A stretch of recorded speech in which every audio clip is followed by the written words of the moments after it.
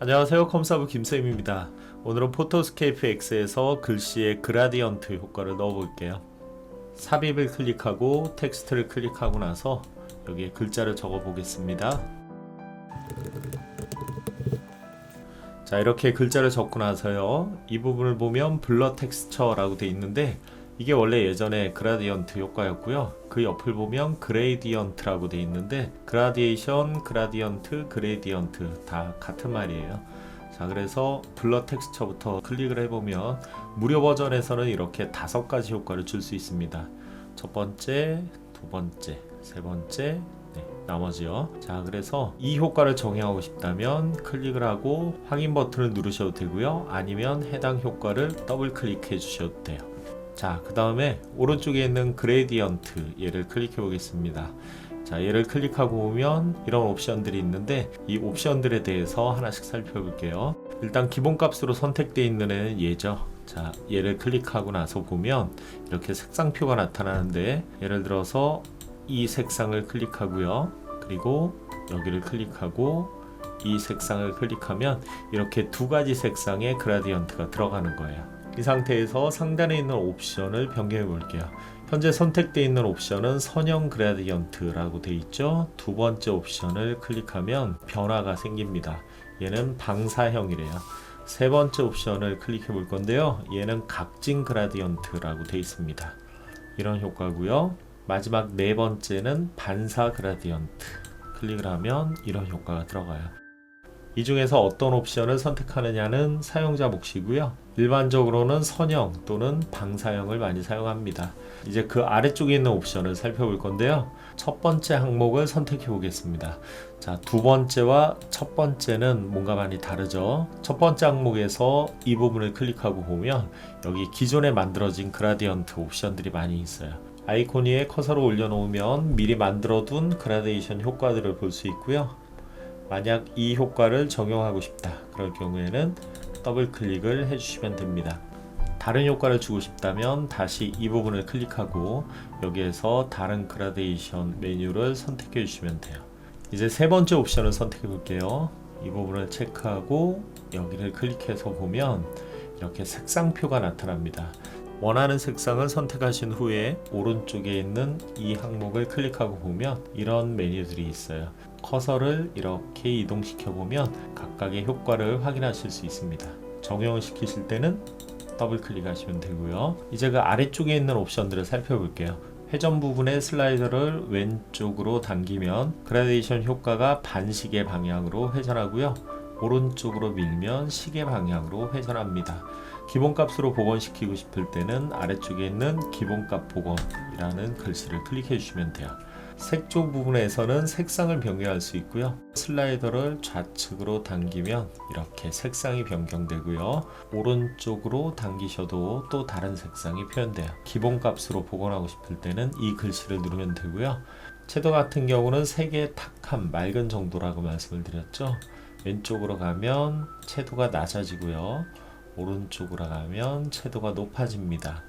이제 스케일 부분에서 슬라이드를 왼쪽으로 당기면 이렇게 그라데이션 효과가 작아지고요. 오른쪽으로 밀면 그라데이션 효과 범위가 넓어지게 됩니다.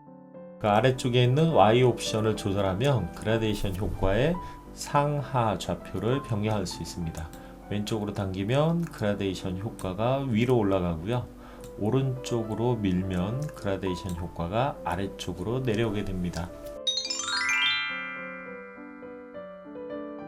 첫 번째와 두 번째 옵션을 보면 우측에 별 모양이 있죠? 얘네들이 즐겨찾기 옵션입니다. 자, 첫 번째 메뉴를 선택하고 나서요. 이 효과를 적용을 시켜 볼게요. 이 효과를 나중에 내가 또 사용하고 싶다. 그럴 때는 우측에 있는 별 모양을 클릭해 주는 겁니다. 그리고 추가라는 글씨를 클릭하면 현재 선택한 그라데이션 효과가 들어가요. 다른 효과도 한번 적용을 시켜 볼게요. 이 효과를 적용을 시켜 줄게요. 얘를 즐겨찾기에 추가하려면 우측에 있는 별을 클릭하고 추가라는 글씨를 클릭한 후에 확인 버튼을 눌러주시면 됩니다.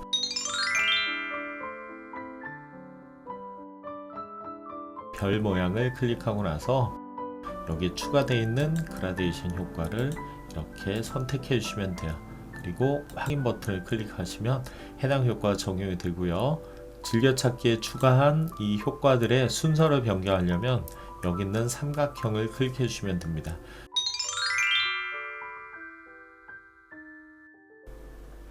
그라디언트를 클릭하고요. 이 부분을 클릭하고 나서 포인트를 추가하거나 범위를 조정하고 또는 불투명도를 조절해서 사용자 그라디언트를 만들 수 있습니다. 포인트부터 추가를 해볼게요. 넣고 싶은 위치를 클릭하면 이렇게 포인트가 추가되고요. 포인트 색상을 변경하시려면 아래쪽에 있는 색상을 클릭하신 후에 색상표에서 원하시는 색상을 선택해 주시면 돼요. 저는 눈에 잘 띄게 하기 위해서 노란색을 선택해 볼게요. 얘를 클릭. 자, 그리고 나서 이렇게 내려와 보면 금방 클릭했던 포인트가 사라졌죠. 이제 다시 넣고 싶은 위치를 클릭하시면 해당 위치에 포인트가 들어갑니다. 포인트는 한 개만 넣을 수 있는 게 아니고요. 이렇게 클릭해서 더 많이 넣을 수도 있고요. 포인트를 삭제하실 때는 삭제하고 싶은 포인트를 클릭하신 후에 아래쪽에 있는 삭제하기를 클릭하시면 돼요. 자, 얘도 삭제해 볼게요. 클릭하고 나서 삭제하기.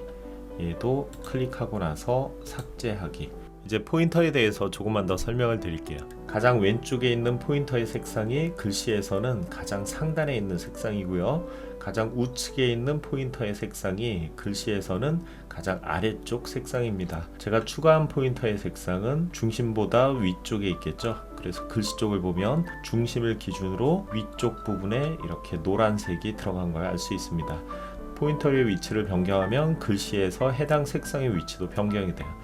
자, 얘를 클릭하고 나서 이렇게 오른쪽으로 드래그를 해보면요, 글씨에서 노란 색상이 아래쪽으로 내려갔죠. 자, 더 끌어보면 노란색이 더 아래쪽으로 내려갑니다. 다시 왼쪽으로 드래그를 하면 노란 색상이 글씨에서 위쪽으로 올라가요. 이제 포인터의 범위를 조절해 보겠습니다. 포인터 범위는 글씨 쪽에서 봤을 때 글씨의 세로 길이, 높이를 의미합니다.